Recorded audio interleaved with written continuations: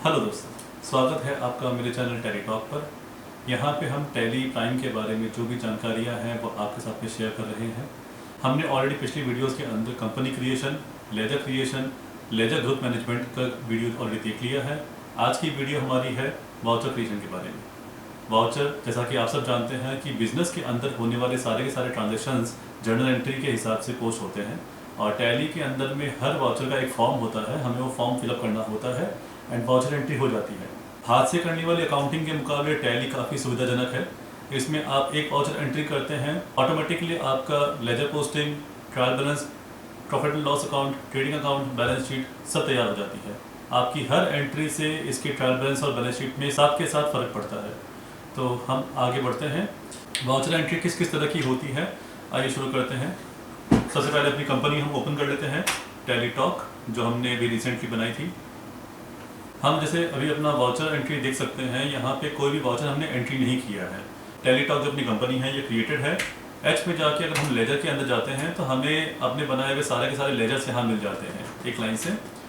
चलिए voucher entry शुरू करते हैं। सबसे पहले किसी भी कंपनी में कोई भी एंट्री होती है तो वो होती है कैपिटल अकाउंट। जो भी कंपनी का प्रोप्राइटर है वो कंपनी के अंदर कैश लेके आता है, कंपनी में इंट्रोड्यूस करता है ताकि वो अपना इन्वेस्टमेंट करके उसी पैसे को रोटेट करके पैसों से अपना बिजनेस शुरू कर सके।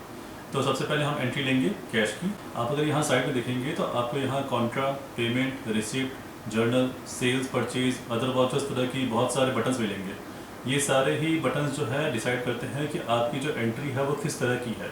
जैसा कि नाम ही बता रहा है, रिसिप्ट। रिसिप्ट मतलब पैसा हमें बिजनेस में मिला। तो यहाँ पे हमने जैसे ही रिसिप्ट बटन दबाया, जिसका कि शॉर्टकट कमांड है F6, हमने दबाते ही हम जब स्पेस बार दबाएंगे तो ये कंप्लीट लिस्ट ऑफ अकाउंट्स आ जाती है। हमने जो बैंक अकाउंट बनाया था, बैंक अकाउंट यहाँ पे आ गया और साथ में कैश अकाउंट हमारा ऑलरेडी टैली देता ही है, वो यहाँ पे है। हमने कैश ले लिया और कैपिटल अकाउंट से हमने कैश जमा कर लिया 5 लाख रुपये। आप एंट्री में आते जाएंगे नीचे, बीइंग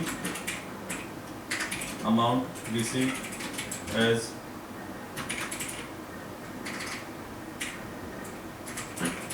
बिजनेस इन्वेस्टमेंट,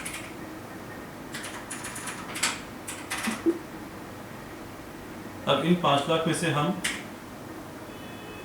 बैंक में जमा करवाते हैं 1 लाख रुपए। कॉन्ट्रा एंट्री में जाते हैं। कॉन्ट्रा एंट्री के लिए F4 है शॉर्टकट, और आप अगर चाहे तो माउस से भी यूज़ कर सकते हैं। आप अगर देखेंगे तो यहाँ पे कॉन्ट्रा एंट्री जो है वो सिंगल वाउचर सिस्टम में होकर रखी है। ऊपर में जो कैश लेजर या बैंक लेजर आएगा उसमें हम पैसा जमा करवा रहे हैं। चलिए हम यहाँ पे बैंक के खाते में कैश जमा करवाने के जाते हैं और हम यहाँ पे करीब 4 लाख रुपए हम बैंक में जमा करवा देते हैं। तो यहाँ पे आपसे डिनोमिनेशन पूछेगा कि आपके 500 के कितने नोट थे। हमने यहाँ पे 800 नोट दे दिए। बैंक का नाम state bank of India. Received from cash रहेगा, रिमार्क्स कुछ नहीं देंगे। Being amount deposited in bank. तो आप ये देखिए यहाँ पे लेजर बैलेंस जो है वो इमीडिएटली 1 लाख रुपये हो गया घट के, और यहाँ पे जो SBI का जो खाता है उसका जो बैलेंस है वो इमीडिएटली 4 लाख हो गया। यहाँ पे एक्सेप्ट करने का आपको मैंने पहले भी बताया था, किसी भी फॉर्म को एक्सेप्ट करने का तरीका जो है वो कंट्रोल A भी है, और हम उसे एंटर करके नीचे आके भी एक्सेप्ट कर सकते हैं Y दबा के। लेकिन अगर आपको कंपनी में फास्ट काम करना है, जल्दी अपना काम खत्म करके निकलना है, कंट्रोल A, कंट्रोल Q ये सब कमांड आपको काफ़ी हैंडी रहेगी। यहाँ पे हमने कैश की जमा की एंट्री कर ली, उसके बाद हमने कैश को बैंक में जमा करवा दिया। अब हम अपनी पार्टी को पेमेंट करते हैं, जो कि हमारा एंट्री का मोड रहेगा पेमेंट। यहाँ पे हम लेते हैं बैंक। हमने नेशनल हार्डवेयर से माल मंगवाने के लिए उसको पेमेंट कर दिया 1 लाख रुपये, और ऑन अकाउंट नहीं करके इसको एडवांस करते हैं। एडवांस का नंबर आ गया अपने आप, और इनको हम देते हैं ई फंड ट्रांसफ़र, जो कि NEFT का मोड रहता है। यहाँ पे ऑलरेडी चेक, ई फंड ट्रांसफ़र, अदर्स रहेगा। साथ में इनएक्टिव में आपके पास ऑप्शन है ATM का या कार्ड पेमेंट करने का, या चेक पेमेंट है, ECS है, और भी काफ़ी सारे तरीके हैं। किसी भी बिजनेस हाउस के अंदर में सबसे ज़्यादा यूज़ होता है चेक या ई फंड ट्रांसफ़र। तो हमने यहाँ पे ई फंड ट्रांसफ़र कर दिया। अकाउंट नंबर देना है या नहीं देना वो आपकी मर्ज़ी है, और अगर आप चाहते हैं कि ये डिटेल्स हर बार आपसे नहीं पूछे, आप यहाँ पे F12 जाके इसकी सेटिंग्स बंद भी कर सकते हैं। Reference ID no, favouring name no, remarks, email ID, issue of instrument number, cheque को क्रॉस करना है या नहीं करना, ये अगर आप ऑप्शन को यस और नो यहाँ पे क्यों पूछ रहा है, अगर आपको चेक प्रिंट करना है तो। Beneficiary code for e payment, no. Transfer mode for e payment, no. Swift code, no. अपने सबको हमने एक बार के लिए बंद कर दिया, सिर्फ हमने चेक की रेंज जो है उसको ऑन रखा है। इसका आगे क्या यूज़ होगा और अगली अपने आने वाली वीडियो में हम बताएंगे आपको। Being amount paid as advance for purchase of goods. इसके बाद हमने परचेज के लिए हमने उनको पेमेंट कर दिया, हमने काउंटर एंट्री कर दी, बैंक में पैसा जमा करवाने का, हमने अपने जो कैपिटल अकाउंट है उनसे कैश रिसीव भी कर लिया। चलिए अब हम परचेज की एंट्री लेते हैं एक दिन बाद। Suppliers invoice number national hardware 01-22-23, ये उनका बिल नंबर है। यहाँ पे हमें कुछ नहीं एंटर करना है, ये पार्टी का जो बिल नंबर आएगा वो हम यहाँ पर सप्लायर्स इनवॉइस नंबर में डाल देंगे। नेशनल हार्डवेयर, यहाँ पे रिसिप्ट की अगर डिटेल्स आपको आती है, चलान का डिटेल्स है या कोई कंसाइनमेंट नोट नंबर का अगर डिटेल्स है यहाँ पे आपके, तो आप वो डाल सकते हैं। Bill number, bill of lading number, LR number, RR number, उसकी डेट, मोटर व्हीकल नंबर। अगर आपके पास ई-वे बिल आया है तो आप मोटर व्हीकल नंबर जरूर डालिए यहाँ पे। इसके बाद में पार्टी की डिटेल्स आपकी खुल जाएगी, जिसमें पार्टी की डिटेल्स का पूरा पन्ना जो है आपको इतना एलिब्रेटेड दिख रहा है क्योंकि एक्चुअल में मैंने सारी सेटिंग्स ऑन करके रखी है। अगर आप इसकी सेटिंग्स को कम करना चाहते हैं वो आपकी मर्जी है। अभी तक हमने किसी भी पार्टी का जीएसटी नंबर नहीं डाला है, इसीलिए यहाँ पे जीएसटी नंबर नहीं लेगा।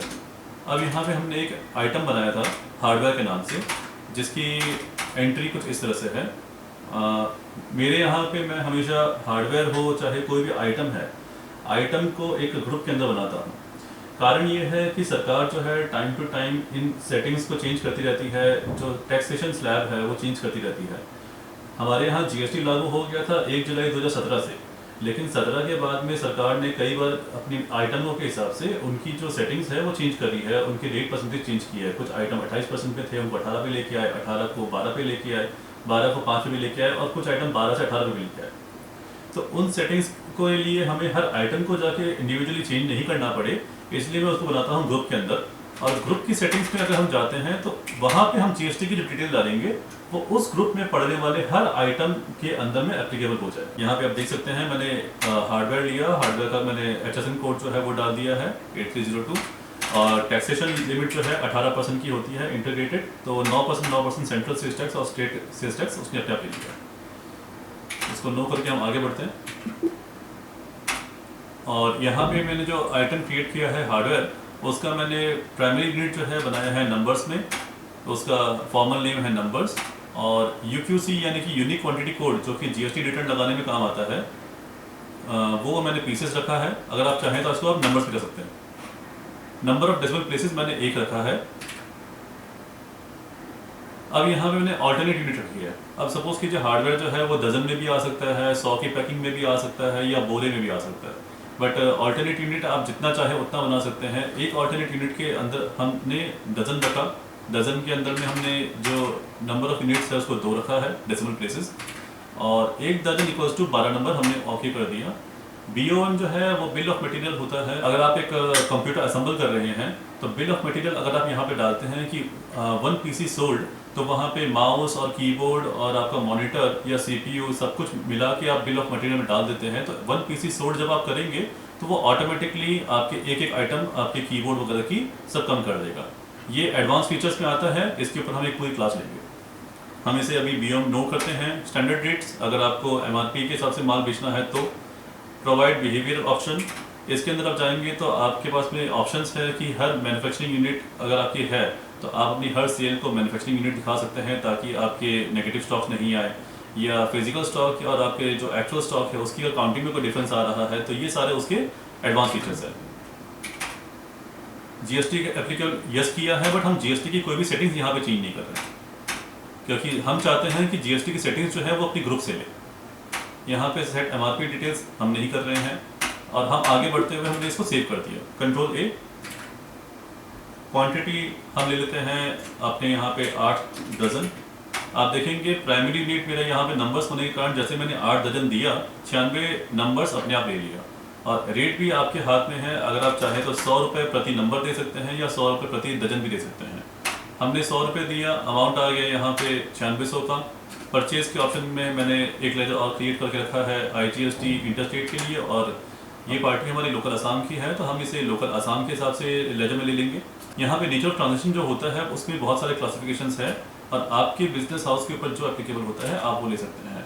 ज़्यादा जो यूज़ होता है वो है परचेज टैक्सेबल या इंटरस्टेट परचेज टैक्सेबल। इसमें इंटरस्टेट का मतलब आप समझ ही सकते हैं कि ये अपना किसी अदर स्टेट से अगर हम परचेज करते हैं तो इंटरस्टेट पे जाएगा IGST के हिसाब से, और परचेज टैक्सेबल लेंगे तो उसमें आपका स्टेट GST और IGST दोनों एप्लीकेबल होगा।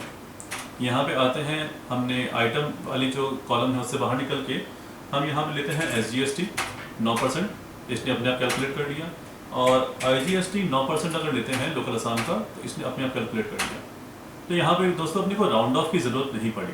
पर अब सपोज कीजिए कि ये 100 रुपये इंक्लूडिंग GST का अगर MRP होता, अगर ये प्राइस जो है ये अगर 100 रुपये के हिसाब से हम जो ले रहे हैं ये 100 रुपये इंक्लूडिंग GST होता, तब हम क्या करते।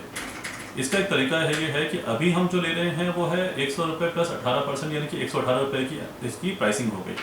अब हम यहाँ पे आते हैं, हम रेट पे आते हैं, और यहाँ पे आप कंट्रोल N की जगह पे Alt+C दबाइए। Alt+C जो है वो ऑटोमेटिक कैलकुलेटर है। यहाँ पे हमने 100 रुपये डिवाइडेड बाय 18% अगर इंक्लूडेड है तो 1.18 कर देंगे, 12% इंक्लूडेड है तो 1.12 से डिवाइड कर देंगे, अगर 28% है तो 1.28 से कर देंगे, अगर 5% है तो 1.05 से कर देंगे। वो टैक्सेबिलिटी पर डिपेंड करता है। अभी हमने जो आइटम लिया है ये 18% का आइटम है, तो हमने इसको 1.18 से डिवाइड कर दिया। आप देखें 84.75 पैसा अपने आप इसने रेट के हिसाब से कैलकुलेट कर लिया। और जैसे ही हम नीचे आते जाएंगे आपको ध्यान होगा हमने 100 रुपये के हिसाब से 9600 रुपये की बिलिंग होनी चाहिए थी। 9600 रुपये की बिलिंग तो हो गई, पर यहाँ पे डेसिमल वैल्यू में फ्रैक्शंस आ रहे हैं, तो उसके लिए हम क्या करेंगे, हमने एक राउंड ऑफ खाता बनाया जिस खाते की एंट्रीज कुछ इस तरह से है। राउंड ऑफ खाते में गए, अच्छा कंट्रोल एंटर जो है वो उसका एक शॉर्टकट की है। किसी भी खाते को अगर हमें सेकेंडरी ऑल्ट्रेशन करना है तो हम राउंड ऑफ खाते में गए, वहाँ पे देखिए इनडायरेक्ट एक्सपेंस के अंदर मैंने किया। इसको मैंने जो टाइप ऑफ लेजर है वो डिस्काउंट या इनवॉइस राउंडिंग, दो ऑप्शन थे मेरे पास में, मैंने इनवॉइस राउंडिंग कर दिया। और नॉर्मल राउंडिंग करके इसमें दोनों ऑप्शन आपने आएंगे, डाउनवर्ड राउंडिंग या फिर अपवर्ड राउंडिंग या नॉर्मल राउंडिंग। नॉर्मल राउंडिंग में 50 पैसे से नीचे जो रहेगा वो 0 पे चला जाएगा, और 50 पैसे से जो ऊपर रहेगा वो 1 पे चला जाएगा, यानी कि डाउनवर्ड और अपवर्ड दोनों एप्लीकेबल है इसमें। हमने ये करके जैसे ही बनाया, आप देखिए यहाँ पे 0.48 पैसा अपने आप कैलकुलेट हो गया। हमें कुछ भी एंट्री यहाँ पे कैलकुलेटर से कैलकुलेट करके नहीं डालनी पड़ी। हमने ये एंट्री ली और इसमें सेव कर दिया। हमने उसी दिन इसको सेल भी कर दिया माल को। माल सेल करने के लिए हम लेंगे F8 यानी कि सेल्स एंट्री। रेफरेंस नंबर हम यहाँ पे अपना बिल नंबर है तो हम PT/01/22/23।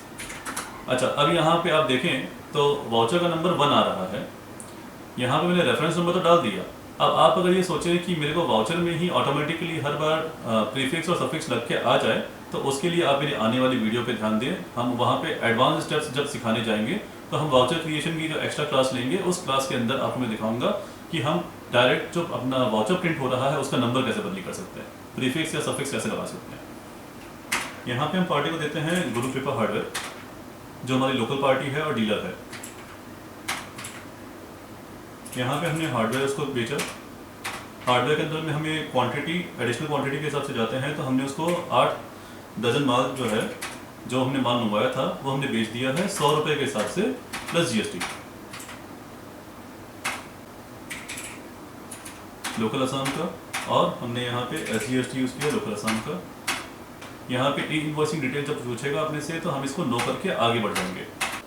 यहाँ पे आएंगे, देखिए आप यहाँ पे सेव किया। नरेशन में हमें अगर देना है being amount for goods sold, और सेव कर दिया। सेव करने का तरीका मैंने आपको पहले भी बताया है, कंट्रोल A, किसी भी फॉर्म को सेव करना है तो हम इसको सेव कर देते हैं। अब ये देखिए हमने 9600 में माल परचेज किया और 11,328 में इसको बेच दिया। अब हम यहाँ पे वाउचर एंट्री की बात कर रहे हैं, तो हमारे वाउचर एंट्री के सारे तरीके कंप्लीट हो चुके हैं except for journal voucher. Journal voucher का ज़्यादातर यूज़ होता है, हम कभी सैलरी जमा करते हैं, कोई खर्च करना होता है तो उसमें जर्नल वाउचर का काम आता है, या फिर अगर हम डेप्रिसिएशन चार्ज कर रहे हैं साल के अंत में तब जर्नल वाउचर का ज़्यादा काम आता है। जर्नल वाउचर की एंट्री हम लेते हैं 31 तारीख को। यहाँ पे हम देते हैं 31/10। F7 हमने किया। खर्चा हमें भुगताना है तो हम पहले खर्चे खाते को सैलरी एक्सपेंस में जाएंगे और इसको हम इनडायरेक्ट एक्सपेंस दिखा देंगे और इसको हम GST एप्लीकेबल नो कर देंगे। हमने एक स्टाफ रखा, उसका सैलरी हम दे रहे हैं 10,000 रुपये। नाम दे देते हैं उसका विष्णु शर्मा, और इसको हम दे देंगे डेटर में। आप चाहें तो उसका संडी डेटर की जगह पे एम्प्लॉय का भी एक ग्रुप बना सकते हैं। अगर आपके पास ज़्यादा एम्प्लॉयज़ है तो आप एम्प्लॉयज़ का एक ग्रुप बना सकते हैं अलग से। जब आप ट्रायल बैलेंस खोलेंगे तो आपको पार्टी का ग्रुप अलग से दिखाई देगा, आपको एम्प्लॉयज़ का ग्रुप अलग से दिखाई देगा। बड़ा सुंदर सजा हुआ ट्रायल बैलेंस बन के आएगा। यहाँ पे हम मेंटेन बिल बाय बिल कर देते हैं यस। ये भी गुवाहाटी का ही लड़का है। एंट्री आपको जैसे हमने पहले भी सिखाई थी, आपको जो एंट्री यहाँ फिल करनी है आप फिल करें। 10,000 रुपये हमने दे दिया सैलरी के हिसाब से, being amount for salary for the month of October 2022, और हमने इसको सेव कर दिया। आज की अगर डेट में हम जितनी एंट्री हमने करी है उसके हिसाब से अगर हम अपना ट्रायल बैलेंस देखते हैं तो ट्रायल बैलेंस हमारा कुछ इस तरह से खुल रहा है। और अगर आप इसको expand all levels in detail format कर देंगे तो आप देखिए हमारा ट्रायल बैलेंस कुछ इस तरह से खुलेगा, जो कि बहुत ही सुंदर तरीके से सजा हुआ है। सारे के सारे खाते संडे डेटर्स में नहीं आ रहे हैं। उसके हिसाब से आप अगर देखें तो डीलर के अंदर में गुरु कृपा आ गया, एम्प्लॉयज़ में विष्णु आ गया, कैश इन हैंड आ गया। इस तरह से आपको सजा हुआ सा खाता आ गया। चलिए अगली क्लास के लिए हम अपनी रिपोर्ट्स को टारगेट करते हैं। अगली वीडियो में हम देखेंगे रिपोर्ट कैसे जनरेट करते हैं। बैलेंस शीट हो, ट्रायल बैलेंस हो, पार्टी का लेजर, अगर हमें उसको एक्सपोर्ट करके भेजना है, ईमेल करना है, पीडीएफ फॉर्मेट में, एक्सेल फॉर्मेट में या प्रिंट करके भेजना है, हम अपनी अगली वीडियो में उसकी क्लास लेंगे। आज के लिए धन्यवाद। अगर आपको ये मेरा वीडियो पसंद आता है तो चैनल को लाइक, शेयर, सब्सक्राइब करना ना भूलें। बेल आइकन जरूर दबाएं। जब भी मैं नेक्स्ट कोई वीडियो अपना अपलोड करूँगा तो आपको उसकी नोटिफिकेशन मिल जाएगी। धन्यवाद। मैं जितेश जलान, टेलीटॉक से।